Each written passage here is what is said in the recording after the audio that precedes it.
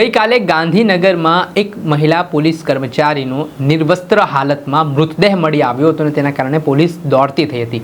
બપોરની આસપાસનો આ બનાવ હતો. આને લઈને પોલીસે સર્ચ ઓપરેશન હાથ ધર્યું અને આજે સમગ્ર ઘટના જ્યારે પોલીસને જાણકારી મળી કે આવી રીતે મહિલા પોલીસ કર્મચારી છે તેમનો નિર્વસ્ત્ર હાલતમાં મૃતદેહ પડ્યો છે ત્યારે એફએસએલની ટીમ તેમજ તમામ તપાસ એજન્સીઓ છે તે તપાસમાં જોડાઈ હતી અને લોકલ ક્રાઇમ બ્રાન્ચને આ ઘટનામાં મોટી સફળતા પણ હાથ લાગી છે. આ ઘટનાને અંજામ આપનાર જે હત્યા કરનાર આરોપી છે તેની ગાંધીનગર પોલીસે ધરપકડ કરી છે. આ ઘટનામાં કહેવાય રહ્યું છે કે જે મૃતક છે રિંકલબેન વણઝારા તેઓ છેલ્લા 5 વર્ષથી અમદાવાદના શાહીબાગ હેડક્વાર્ટરમાં મહિલા પોલીસ કોન્સ્ટેબલ તરીકે ફરજ બજાવતા હતા અને તેઓ અમરેલીના મોહન પારઘી નામનો જે યુવક છે તેના પ્રેમ સંબંધમાં હતા.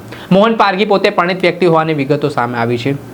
ત્યારે અવારનવાર આ જે મૃતક મહિલા છે અને મોહન પારઘી નામનો જે આરોપી છે તેઓ મળતા હતા ત્યારે કોઈક બાબતને લઈને અગાઉની બાબતમાં વિવાદ થયો હતો અને આ વિવાદના સંદર્ભમાં જ ગઈકાલે ગાંધીનગરના સેક્ટર 24માં આવેલા પાઠ્યપુસ્તક એપાર્ટમેન્ટમાં મોહન પારઘી નામનો જે યુવક છે તે રિંકલબેન વણઝારા નામના જે મહિલા કોન્સ્ટેબલ છે તેમના ઘરે જાય છે અને ત્યારબાદ બંને વચ્ચે ઝપાઝપી થાય છે. એટલામાં જે આરોપી છે મોહન પારઘી તે ઓશિકા વડે રિંકલબેનના ગળાના ભાગ તેમજ મોઢાનો ભાગ દબાઈ દે છે અને ત્યારબાદ તેમની હત્યા કરીને ફરાર થઈ જાય છે. આ ઘટનાની જાણકારી તેવી રીતે થઈ જ્યારે ભાઈ ભાભીએ આ જે રિંકલબેન નામના યુવતી છે તેમને ફોન કર્યો, તેમનો કોઈ સંપર્ક થઈ શકતો નહોતો ને ત્યારે આજુબાજુના લોકોને આજે મૃતકના ભાઈ ભાભી છે તેમને ફોન કરીને જાણકારી મેળવવાનો પ્રયાસ કર્યો પણ તેમનો આ બાબતે પાડોશીઓએ જ્યારે રિંકલબેનનું ઘર તપાસ્યું ત્યારે તેમનો મૃતદેહ નિર્વસ્ત્ર હાલતમાં પડ્યો હતો. આ બાબતની જાણ તાત્કાલિક સ્થાનિક પોલીસને કરતાં સ્થાનિક પોલીસની સાથે જ ગાંધીનગરના એસપી રવિ તેજા વાસમ શેટ્ટી પણ ઘટના સ્થળે દોડી આવ્યા હતા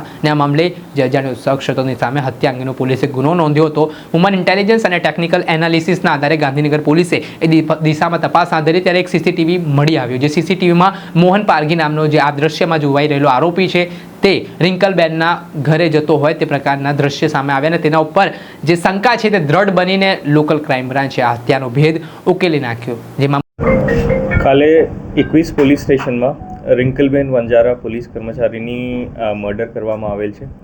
આ મર્ડરની તપાસ ગાંધીનગર પોલીસ 8 ઘંટામાં બેડ ઉકેલ કરવામાં આવેલ છે અને અમરેલી પોલીસની મદદથી આરોપીની અમરેલી શહેરમાંથી ધરપકડ કરવામાં આવેલ છે. આરોપીના નામ મોહન પારઘી છે અને આ બંનેની વચ્ચે પ્રેમ સંબંધ હતા ઘણી લાંબા સમયથી. રિંકલબેન મોહનભાઈને શાદી માટે પ્રેશર કરતી હતી અને મોહનભાઈને શાદી નથી કરવાનું એને લીધે એને ગળું દબાઈને એને મર્ડર કરવામાં આવેલ છે. શા માટે લગ્ન કરવાની કારણ બંને વચ્ચે પ્રેમ સંબંધ હતો, કારણ શું હતું અને કયા સંજોગોમાં એ જે હત્યા જે છે તે થઈ હતી? લગભગ આ બંને એકબીજાની 12-15 વર્ષથી ઓળખે છે અને કોલેજ સાથમાં કરેલું છે અને કોલેજ ટાઈમમાંથી એને વચ્ચે પ્રેમ સંબંધ હતું અને મોહનભાઈની બીજા કોઈની સાથે વચ્ચે લગ્ન થઈ ગયું. તેમ છતાં એના રિલેશન કન્ટિન્યુ હતા અને રિંકલબેન એને પ્રેશર કરતી હતી કે શાદી કરવા માટે. તો એને મોહનભાઈને શાદી નથી કરવાનું એને લીધે કાલે એ અમરેલીથી આવ્યા, પરમ દિવસે આવ્યા અને રાતે એને ઘર ઉપર ગયા અને મર્ડર કરીને અમરેલી પાછા નીકળી ગયા. અગાઉ પણ એ ઘરે આવ્યો તો કે એવી કોઈ તપાસમાં ખબર પડી? આ તપાસ ચાલુ છે. વધારે વિગત મળશે તો મેં આપશો. મોહનભાઈ શું કરે હાલ? મોહનભાઈ સેરામિક કંપનીમાં મેનેજર તરીકે નોકરી કરે છે અમરેલીમાં. સર, આરોપીનો ગુનાહિત ઇતિહાસ છે? નહીં. શરીર સંબંધ બાંધી આપણ પીએમ પછી ખબર પડશે. પીએમ પોસ્ટમોર્ટમ માટે બોડી ગયા છે, અત્યારે પોસ્ટમોર્ટમ ચાલુ છે. એક વખત રિપોર્ટ આવશે તો ખબર પડશે કે ખરેખર શરીર સંબંધ બાંધેલું છે કે નહીં. બાકી નિર્વસ્ત્ર રાખવાનું શું કારણ એમાં કઈ તપાસમાં આવ્યું? આ પણ તપાસની વાત છે. આ મોહનના પરિવારમાં કોઈ છે, એના બાળકો છે કે કોઈ એના પત્ની સાથે? પત્ની શાદીશુદા છે. બાળકોની વિગત મેળવવાની બાકી છે. મળશે તો મેં આપને આપશું. ઠીક છે. ઓકે.